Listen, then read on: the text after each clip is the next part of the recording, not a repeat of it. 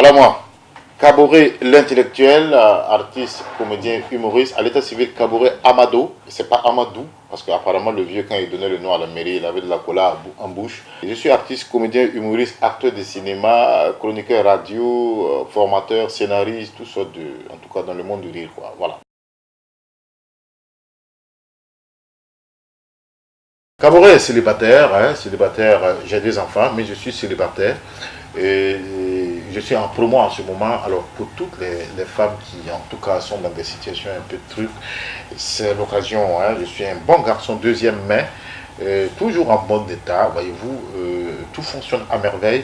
Et je ne suis pas aussi compliqué, pas très exigeant. J'adore, je veux juste une femme light, c'est-à-dire une femme qui déteste l'argent, et qui ne fouille pas dans les téléphones et qui ne pose pas des questions du genre tu étais où, tu étais avec qui tu communiquais, voilà. Une femme qui est riche quand même, hein, même si elle déteste l'argent, qu'elle ait un peu d'argent, qui a quelques villas, quelques grosses caisses, quelques grosses voitures, qui est très belle, hein, et qui est très bien au lit, qui est bien au lit, ouais, au sens large hein, du terme. J'aime bien ça. Donc voyez-vous, je suis un mec quand même pas très compliqué.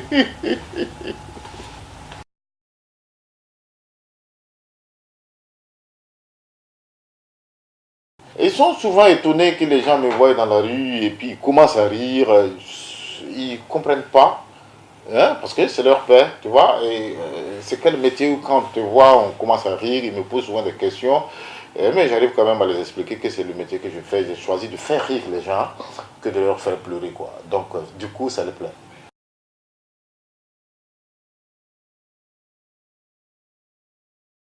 Franchement, pour dire vrai, je ne sais pas. J'étais là, je faisais du théâtre tout de même, hein, depuis l'école primaire. Et après, les gens m'ont conseillé, mais toi-même, tu es très drôle quand tu poses, tu fais rire aux gens, tout et tout. Donc, je suis parti à une compétition avec une troupe théâtrale de Bassam, la JMC, l'Association des jeunes musulmans de Côte d'Ivoire. Et la compétition, en tout cas, ma troupe l'a remportée. Et j'ai été lauréat, le meilleur comédien national des jeunes musulmans de Côte d'Ivoire. Donc, Kébé Mamadou, David Omega et Baba Bakari étaient membres du jury. Ils m'ont dit, mais tiens petit, tu es très drôle, tu ne forces pas, tu parviens de rien à faire rire les gens. Pourquoi ne pas embrasser une carrière d'humour et puis essayer. Bon, je crois que j'ai osé et je crois qu'aujourd'hui là, j'arrive à joindre les un bout, pas deux. Hein.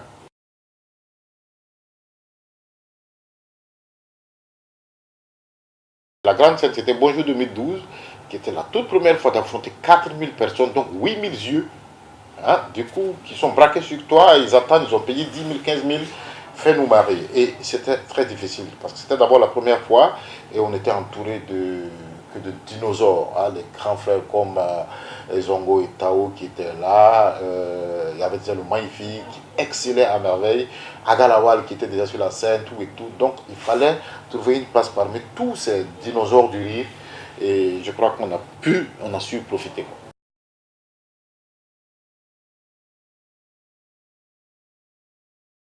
C'est dans les toilettes de la RTI. Hein, dans les toilettes. Non, non, non, n'ayez pas de connotations obscures. Hein. Il était dans. Tu sais, la RTI est très riche en toilettes.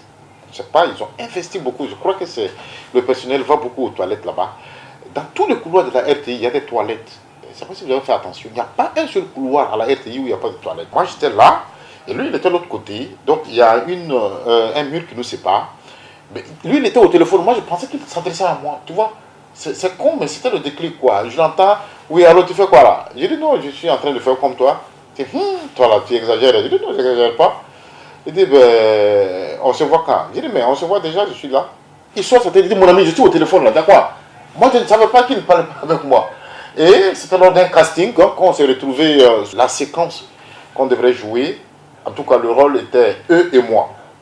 Hein? Ils étaient deux, moi j'étais seul. Je devrais jouer le rôle d'un Burkinabé qui tentait de faire des faux papiers pour devenir ivoirien.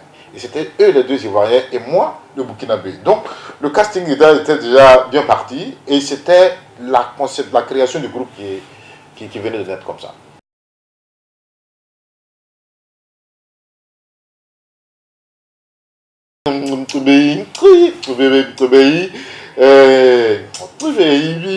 Je n'arrive pas, mais c'est son domaine, je crois que c'est un peu ça. C'est ça. Oui. Non, Mamitou, c'est pour femme là. Oui. Papitou, c'est pour toi là. Bon, c'est pour les hommes. Ouais. Quand il faut parler au salon, c'est la au salon. Dans la chambre, n'est pas parlable. Quand tu vas parler, on va dire non. Là, c'est un bon imam. C'est un bon imam. C'est un pasteur. Un pasteur, ouais, c'est pasteur. Et il fait aussi. Il est pasteur, il est pasteur. Il a dit Alléluia, Amen. Ça, c'est pasteur.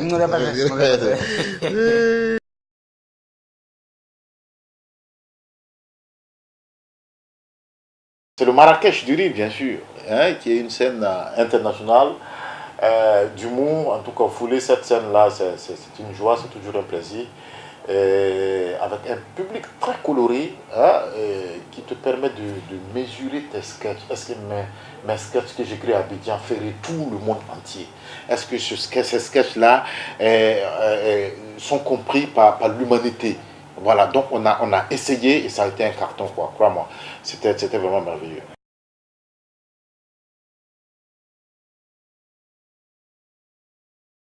Mais bien sûr, regardez, les humoristes aujourd'hui, beaucoup ont construit, chacun a un choix. Galawal, c'est une référence. Quand tu vois Dibé Cravate aujourd'hui, tu as envie de le ressembler. Gou Michel aujourd'hui est une grande référence. Et l'humour nourrit son homme tranquillement. Donc du coup, c'est un métier noble, quoi, comme les autres.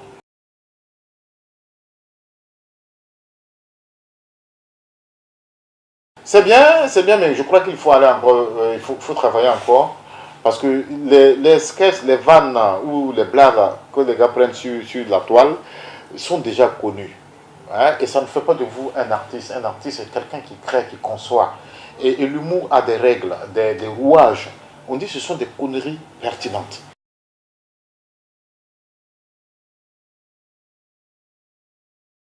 À Côte d'Ivoire, il y a Gou, Michel, il y a Cora Abou qui fut mon maître, qui m'a vraiment entraîné dans cet univers. Hein. Avec lui, j'ai appris beaucoup de choses, surtout les expressions de visage, ses déplacements, tout et tout. J'ai appris ça avec Cora Abou. Et il y a Zongo qui a une excellente concentration en termes de texte. Il est très concentré, il écrit et il le bosse bien. Et il y a aussi Dupé Cravate qui est beaucoup relax. Hein, tu as l'impression qu'il ne va pas venir, mais il va parvenir à te faire rire. Donc je suis le cocktail de tous ces grands enfoirés que j'aime bien.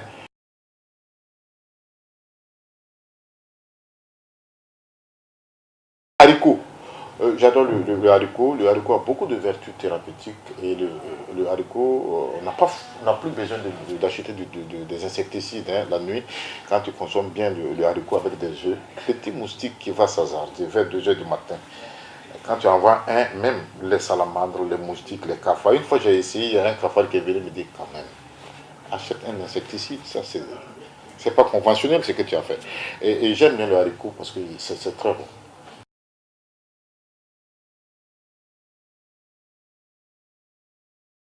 J'adore déjà Petit Denis, j'adore par exemple, on rit, on chante, on danse, mais l'homme qui est là, l'homme n'est rien, et ça c'est très fort, le message il est fort.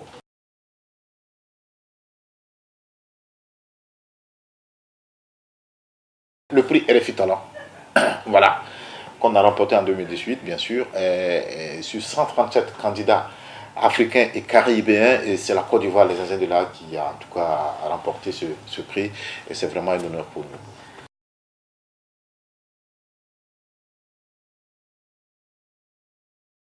C'est poteau que j'ai tapé au niveau du plateau, j'ai tapé poteau.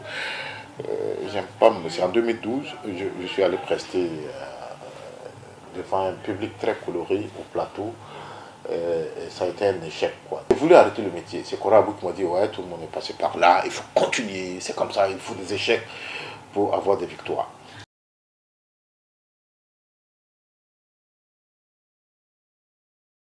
Monsieur Assemier Jean-Claude, président de l'Alliance nationale pour l'unité et la solidarité, l'ANUS, le nom de mon parti c'est l'ANUS. L'ANUS c'est un parti qui n'est ni de la gauche ni de la droite. L'ANUS il est au centre, voyez-vous.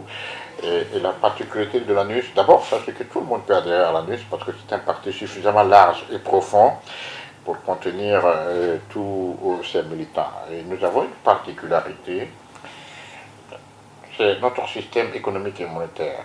une fois aux affaires, nous allons mettre en place pour sauver les Ivoiriens la Banque internationale du travailleur, donc la BIT. Alors, la question que les journalistes se posent souvent, ils me posent, M. Atimia, quelle est la place de la BIT dans l'anus? Bien, c'est une place de choix. Voyez-vous, c'est pour permettre aux Ivoiriennes et aux Ivoiriens de pouvoir jouir de la largesse de l'anus et de se renflouer les poches et les marmites. Parce que les Ivoiriens mangent tellement mal qu'il faut une banque pour les soutenir. Alors, en ce qui concerne l'éducation, une fois aux affaires, nous allons mettre en place le Centre universitaire international, le CUI. Le CUI qui va permettre aux étudiants étrangers de pouvoir bénéficier d'une étude très large, mais pour avoir accès au QI, on passe par le programme officiel pour les inscriptions en ligne, donc les poils.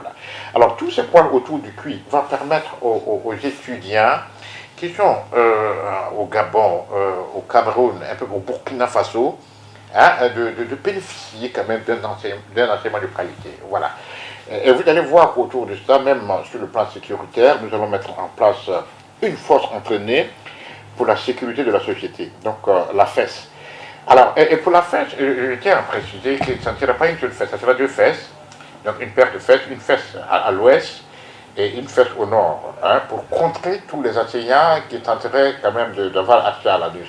Vous allez voir que tous les Ivoiriens et toutes les Ivoiriennes seront en sécurité une fois l'anus aux affaires. Bon, voici brièvement le personnage de M. Assemia.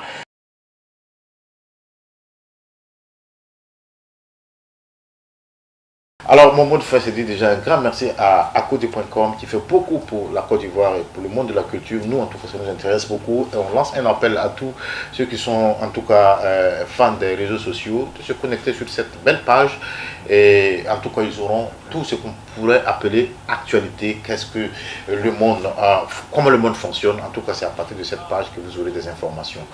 Ensuite, lancer un appel à tous nos fans, à tous ceux qui adorent l'humour, de savoir que c'est un métier comme les autres. Et arrêtez souvent de nous dire, s'il vous plaît, faites-moi rire. Bon, c'est quand même un peu con, parce qu'une fois au Maroc, on est arrivé, quand on était allé justement pour le Marrakech du riz, la dame prend mon passeport, elle regarde, elle me dit non, je dis Kaboré, prénom, je dis Amadou, sexe, je dis gros, et elle me dit faites quoi dans la vie? Je dis je suis humoriste. Elle dit tiens, faites-moi une démonstration.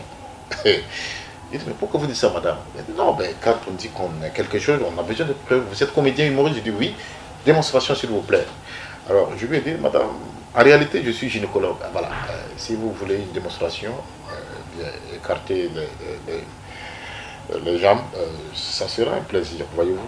Donc du coup, elle était étonnée, surprise. Pourquoi je dis ça? Je dis, mais vous voyez, c'est con de dire à un humoriste comme ça, fais-moi rire. Du coup, même s'il avait des vannes, ça s'en va. Voilà, donc prenez-nous au sérieux comme vous prenez au sérieux le gynécologue, prenez-nous au sérieux comme vous prenez au sérieux les policiers, les autres métiers. C'est un métier noble comme les autres. Merci.